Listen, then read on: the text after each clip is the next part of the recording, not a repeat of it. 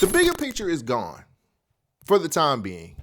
A podcast that was built off of the Drake versus Kendrick beef decided to go away for a while so they can restructure what they've been doing for the last, year and a half? The podcasting space is in a weird spot. This just goes on to prove that when you build something off of just a beef, how sustainable could it be? What are we really looking for when it comes to this space? Let's talk about it. The STEM Society.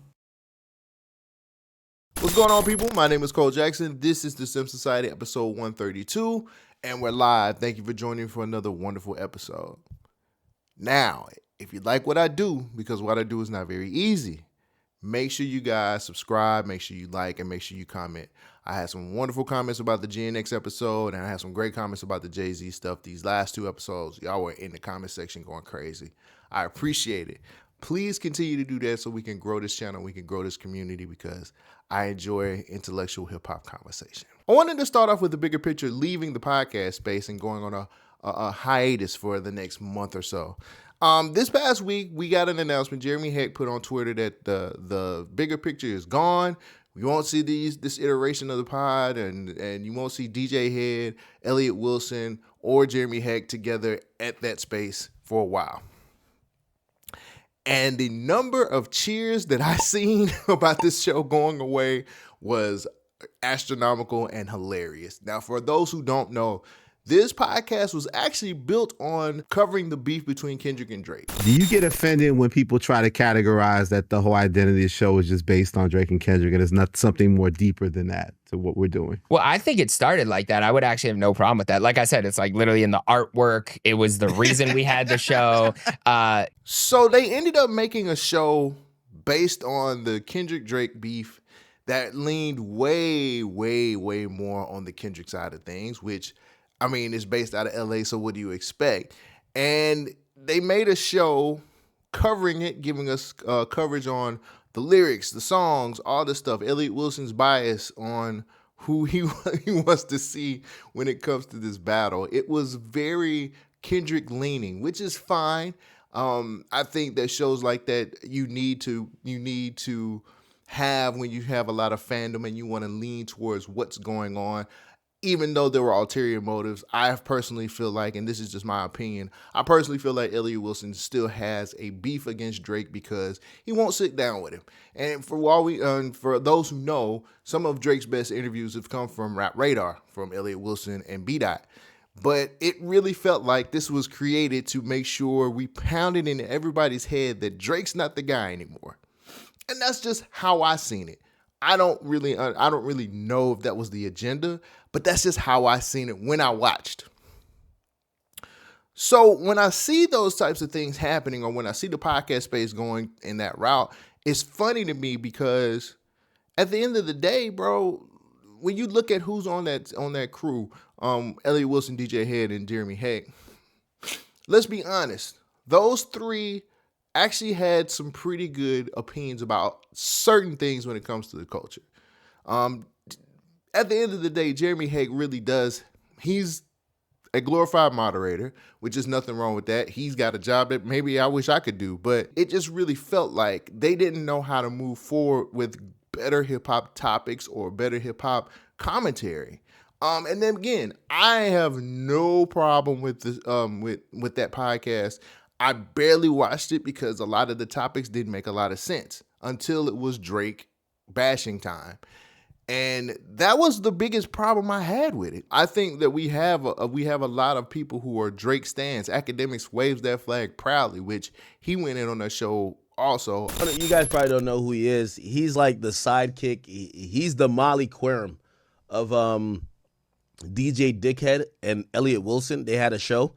Basically, after Drake and Kendrick kicked off, they built a show that was basically to hate on Drake. I ain't gonna lie to you. I gotta keep it a beat. Like that was the only purpose of the show. I've never seen another clip other than that. I've never seen an insightful, and by the way, I love Elliott, but I've never seen another insightful take of anything else.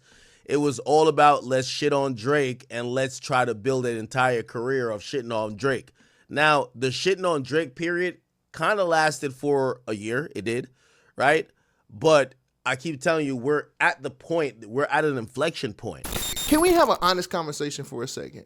DJ Hed ain't never really been somebody who I was just like, yo, this nigga knows the music game for real, for real. I think it's cool with the BPM tricks that he knows, and I know that he's on Regina Views, and I know he's a real DJ. He's around the LA area. I know he moves around. I know he sits in listening sessions. He tells people the truth about how he feels about their music. But how many of you on the other side of this screen really gives a fuck about what DJ Hed has to say about music? I don't think anything is ever relevant from him when it comes to music talk until he's talking about the West Coast and Kendrick. I never really hear an opinion, and I don't watch everything that he does, but I never really hear a good opinion about like the overall, what's happening in hip hop overall. He says some things here and there. You got to have a hit. You got to have a personality. You got to have these things to be able to make it in the music space. But I've never really just said, you know what, DJ Hed and his opinion about things, boy, great. He's fantastic. And if there's anything that he has said that makes a lot of sense to you guys, make sure you put some links down there and let me know, because I want to see where he has great commentary about what's going on in music outside of the West Coast. And I know he's an LA guy. He's from LA. He knows that's his specialty. But, you know, like it has to get to a point when some of these guys have to get outside of their comfort zone and actually start really putting their ear to the ground and actually knowing more about what's going on in the hip hop space. That's all it is to it. You know, he's a very to himself type of guy. I've seen Effective Immunity with him and Gina Views. I think that show is decent at best. You know what I'm saying? And a lot of times it's because Gina Views will jump on the table or do some kind of crazy commentary about some stuff. Like, you know, the show has its moments, but that's not a show I'm rushing to go listen to either. It's just not the kind of commentary I'm looking for. You know what I'm saying? Let me move on to Jeremy Heck. I think Jeremy Heck is one of those people who really did his due diligence. He's been working in the industry or in the media space for about 10 years, and he's really been in the mud, and Elliott Wilson decided to take a chance on him. Now, I think there's a lot of people who love Jeremy Heck. I think he has some pretty amazing views on things, but there are times when he doesn't come off as very relatable. That's just my point of view. You might not feel the same way. Lord knows, I think he has great views. It's just somebody that I just don't relate to in that. He's a guy from Canada that's really entrenched in the culture, and every time we get one of those faces to pop up, we have to kind of second guess him, because you see what just happened to Rory here recently. You know what I'm saying? We got to be like, yo, are you really down for us? Are you here for the check? What's going on? When I did watch that show, though, he was really a bit of a moderator. There were times when he got his opinions out, but it really didn't feel like he was really saying anything because the two other voices would overpower him. And it was times when Jeremy Heck really had better points than DJ Hed and Elliott Wilson. And at the same time, they would just kind of dismiss some of the things he would say. And again, I didn't watch every episode because, if I'm being completely honest with you, the shit was kind of boring. It was a little bit boring to me. Not trying to bash it, because I understand that when you put three people together, you have to have a certain kind of chemistry. I understand that when you put three people together, you have to have a type of a flow. Most of the time, it was just like, let's let Elliott Wilson crash out. Let's let Jeremy Heck be a super fan and let DJ Hed be the West Coast nigga.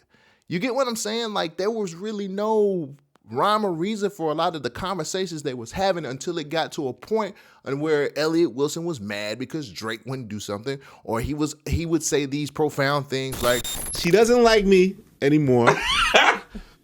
That's a she, so you know it's not Drake. Yes. Nicki Minaj. Yes. I believe I love Nicki. I still think Nicki's the GOAT for her accomplishments in hip hop. Yes. I consider her the GOAT. Cardi makes better albums than Nicki Minaj. Both these albums are better than any album Nicki Minaj has ever done. They're both classic albums to me. it's his platform. If that's how he feels, that's what you're supposed to go with. But for me, when it comes to shows like that, the agendas that are in that shit are fucking so exposed, it's ridiculous. There was a really big Drake bashing agenda there.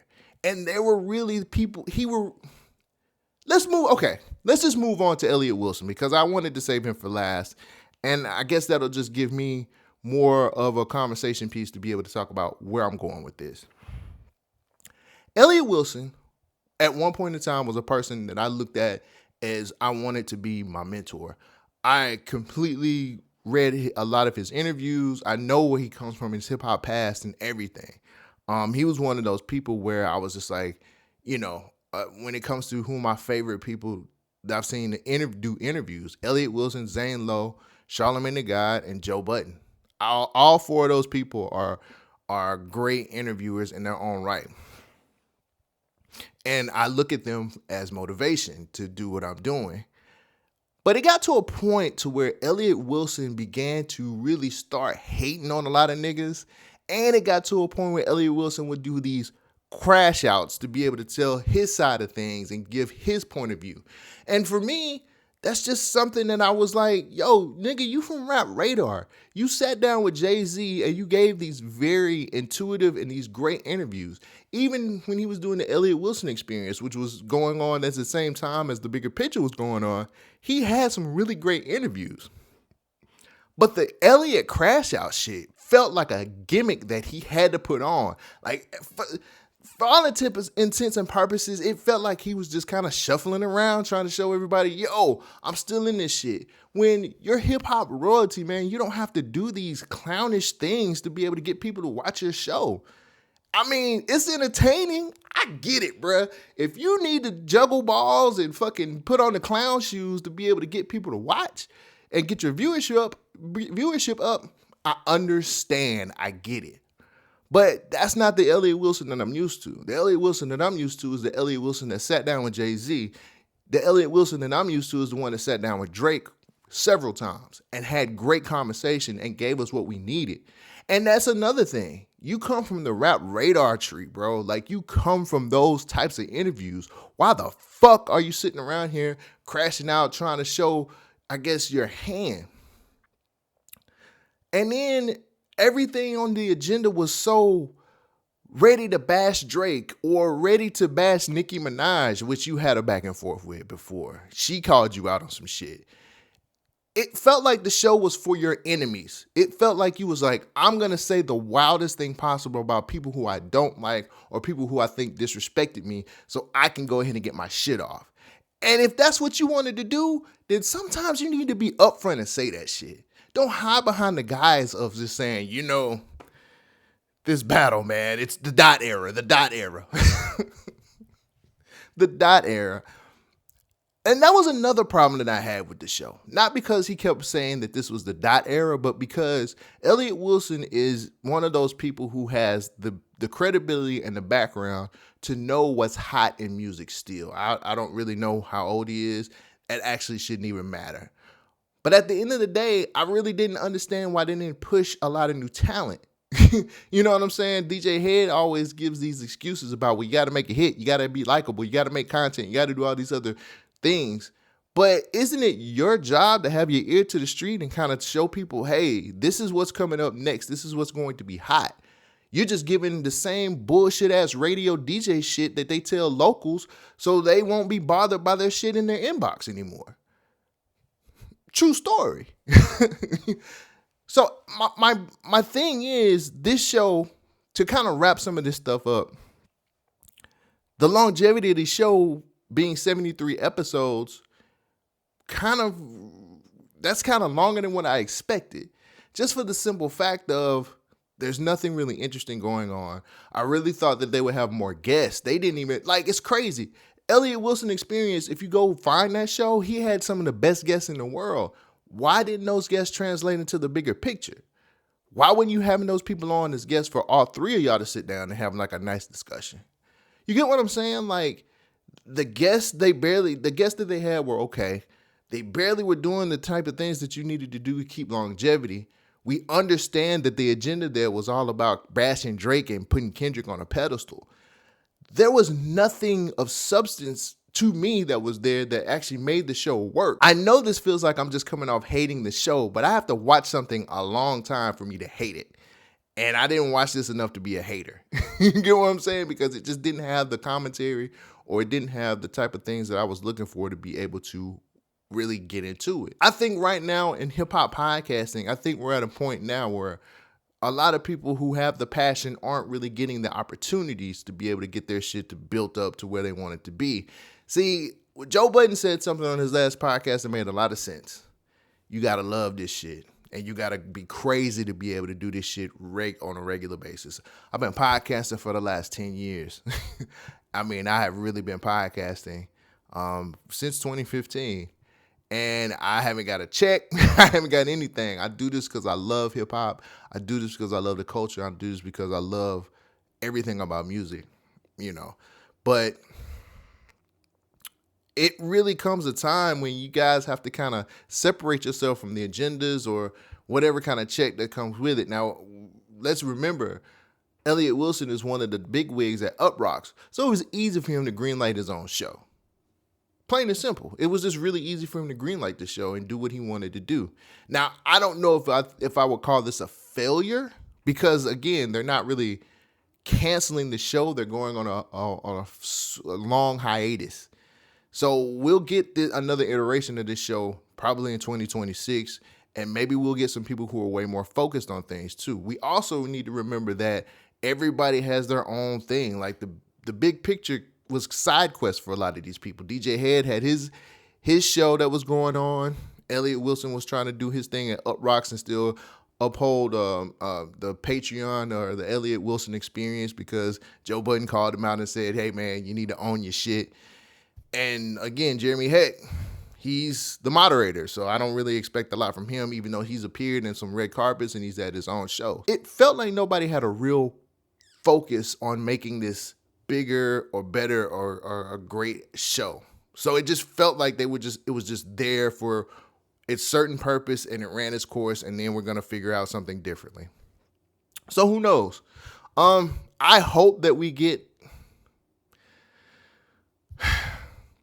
if this show decides to come back, which they're saying that it is, I want to see what they do to focus more on showing us new artists, maybe having some better guests, or maybe having some opinions that doesn't feel too biased on one side or the other.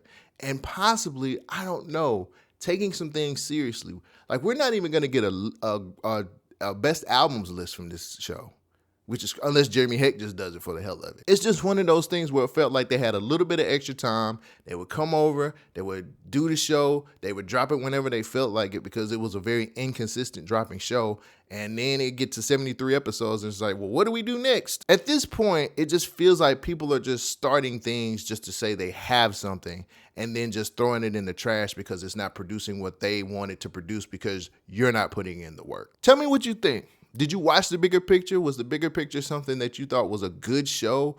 What do you like in hip-hop podcasts? I really want to know that answer.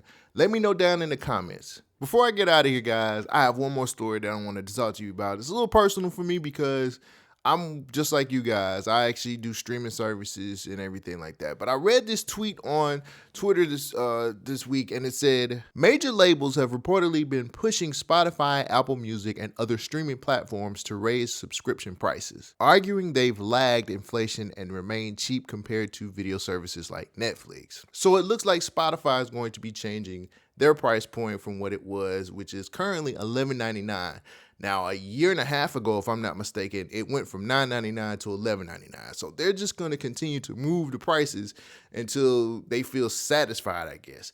This is something else that I read that I thought was quite interesting too. There's a slowdown in the music industry's decade-long growth spurt from the past 10 years. The industry's global revenue growth was half as big as last year as it was the previous one. Hey, labels, here's a clue. Do better. Find better talent. I don't think that the artist development part of things is helping the situation. I damn sure don't think that you guys are actually looking for real talent anymore. I think you guys investing in a lot of these TikTok artists or these artists who make really good viral hits, that's part of the problem. A lot of this, I guess, stunt of growth is really the label's fault, not ours. If you guys put out a better product, maybe we will buy some shit. That's the biggest problem I have. It's just like when it's time for motherfuckers to get paid, the person who's the working class or the person who's like the regular Joe Schmo has to pay for it. We always get stuck with the bill when it comes to this type of shit. And it kind of pisses me off because It's not our fault you don't know how to find talent. It's not our fault that you're not developing these artists. It's not our fault that you don't A&R projects the way you're supposed to A&R them. That's the reason why music is not as valuable as it used to be. It ain't because of us, and it ain't because of the artists being trash. There's a process when it comes to all of this stuff. Now, I know people say bring back gatekeeping and be able to let the good artists do their job, but who's developing them? Who's sitting down here actually putting in the work to develop an artist from A, B, all the way down to Z? See, that's the thing that pisses me off so much. Everybody wants to point the finger at the artist being so trash when you niggas on the other side don't do anything to try to make them better. I keep saying this, and I say this so many times, and maybe y'all will listen one day. But these OGs, like The Game recently just had an interview where he was just like, man, today's music is just trash. What do you feel the state of hip hop is right now, Game? It's trash. Yeah. Yeah, I don't like it. And me, I'm just, one of the best rappers on earth. So, I mean, what am I saying? Is it bad to say that I'm one of the best rappers on earth? Nah. Right. I am. Right. Everyone knows this. And anyone that disagrees with that is, they lying to themselves. But then we get back to that mirror. They need to go step in that mirror. Right. And look at yourself. And then bring up my discography and everything that I've done for hip hop, LA, the West Coast. Like I carried a lot and I asked for nothing. Hey, you've been in the game for a while now. And are some of these projects and stop scamming niggas for fucking features. Just saying. It just feels like a scam. I'm just a messenger, bro. But at the end of the day, you've been in the game for a minute. Instead of going on the radio show saying, I'm about to drop a Gangsta Grills, why don't you go out and develop some of these artists that you continuously ask them to send a feature, send features to, or DM you for features, or whatever the case may be? That's not helping anybody. That's just you getting some fucking fame off of an artist who's trying to make it. And you're not even helping push their project. I have a big problem with these artists sitting up here pointing the finger about why shit is so trash when y'all don't do shit about it. Now, 2026, things should be a little bit different. Things should change a lot more. And I don't want to have to pay more to my favorite streaming service because you niggas don't want to get off your ass and do something about why music is so garbage. All of these people, especially these artists these days, the OG artists, complain about everything and they never do anything. They just want to sit on their ass and do interviews and say, oh, back in my day, or I'm dropping a new album, or all this other bullshit. You do nothing for the culture. You do nothing to help up-and-coming artists, and you damn sure don't give a fuck about us, the consumer, when it comes time for us to get to hear new artists or new talent. You just sit your ass down there and do interviews and just talk a lot of bullshit nobody wants to hear. Sorry for the rant. I just had to get that off my chest because I'm tired of these OGs sitting up here complaining about why music is so horrible and they're not doing anything about it but putting out more trash music. No disrespect to the game, but I didn't ask for a Gangsta Grills. Nobody asked for that shit. And I love you. You are one of my favorite artists. But I didn't ask for no Gangsta Grills. Nigga, why don't you get out here and start checking out some of this West Coast talent and put some niggas on? Oh, I forgot. You got to be relatable. You got to have a hit. You got to do all this other shit that like DJ Hed said. Develop people.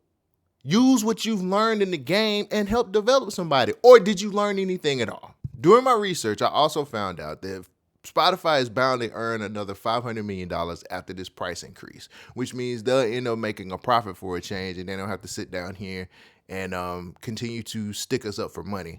This also comes off the back of them buying Who Sampled, which hurt my heart, man. That killed me. If you guys didn't know, Spotify here recently purchased Who Sampled, one of the best places to go on the internet to find out where these samples come from on some of your favorite songs. But they just purchased that. So I guess this is going to be another perk. These companies want to compare themselves to Netflix and thinking that they're this infrastructure that we need to be able to make it when it comes to listening to music. But I'm going to offer you an alternative. I'm going to give you guys some game that you might not know. And I know this might sound like I'm an old nigga. This might sound like I'm somebody who just don't really want to fuck with shit. But in 2026, let's try to just buy music. I know, wait, nigga, I know.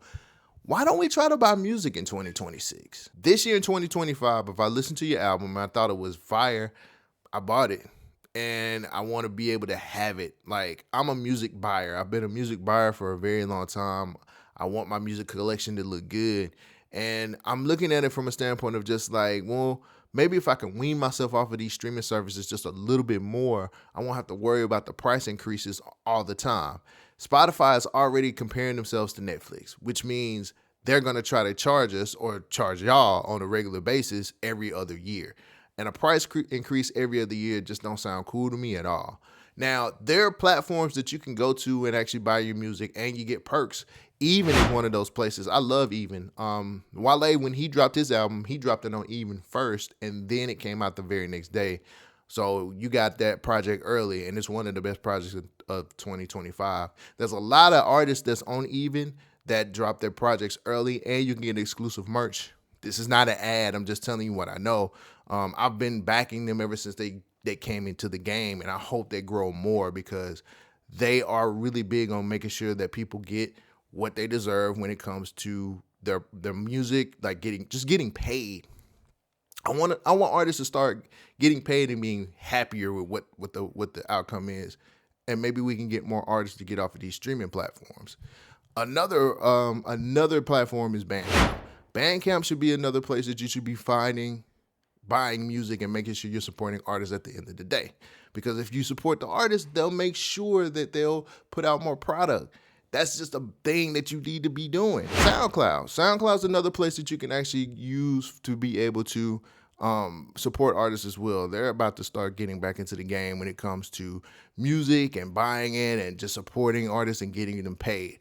So instead of us worrying about these streaming platforms and worrying about how much these price increases are going to be going, we need to be trying to invest in the artists a whole lot more.